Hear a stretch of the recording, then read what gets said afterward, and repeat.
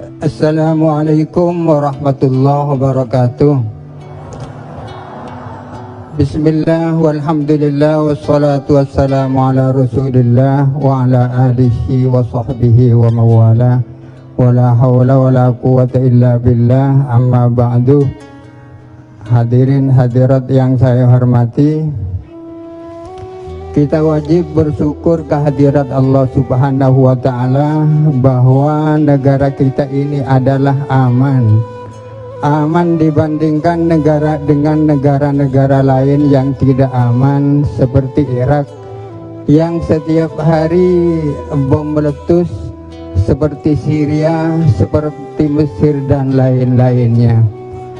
Mesir sekarang terjadi selang sengketa di antara dua kelompok.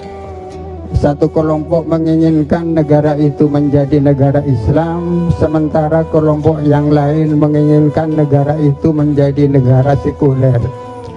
Sebetulnya negara kita Indonesia hampir punya nasib seperti Mesir zaman sekarang ini. Untung ada kebijakan-kebijakan dari para pendiri Republik Indonesia tercinta ini. Dulu terjadi dua kelompok. Kelompok pertama adalah kelompok nasionalis religius. Kelompok kedua adalah kelompok nasionalis sekuler.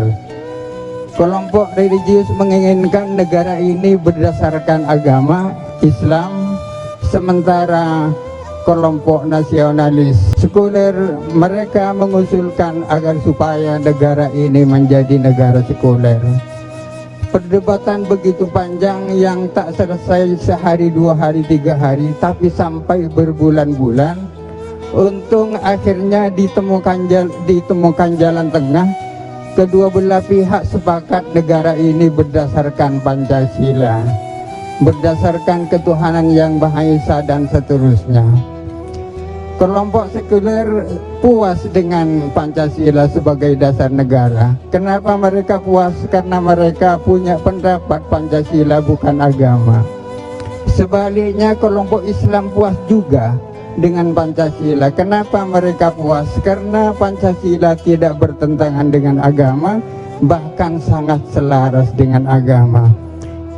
Untung mereka adalah bijak.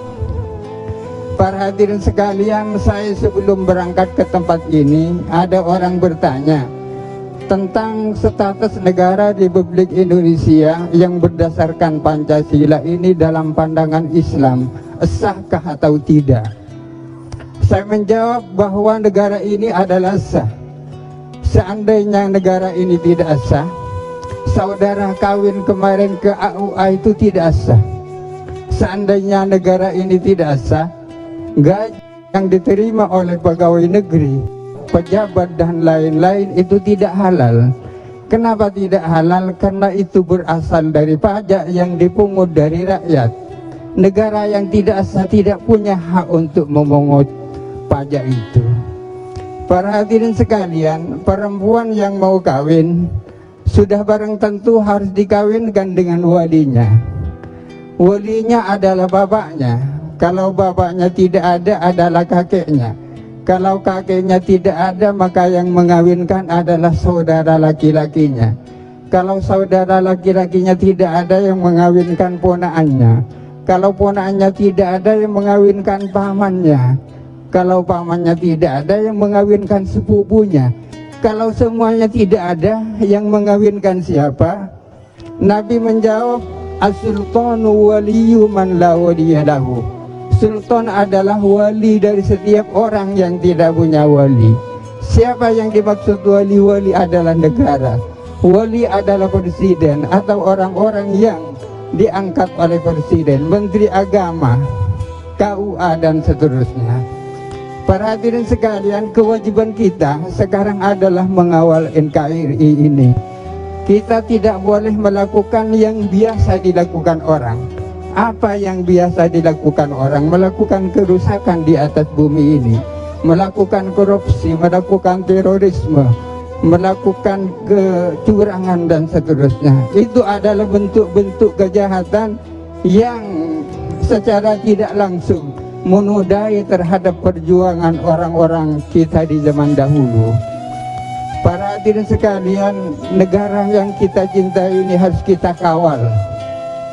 Harus kita punya keberanian untuk mengkritik. Akan tetapi kritiknya kritik santun, kritiknya kritik membangun, kritiknya kritik cinta, bukan kritik benci.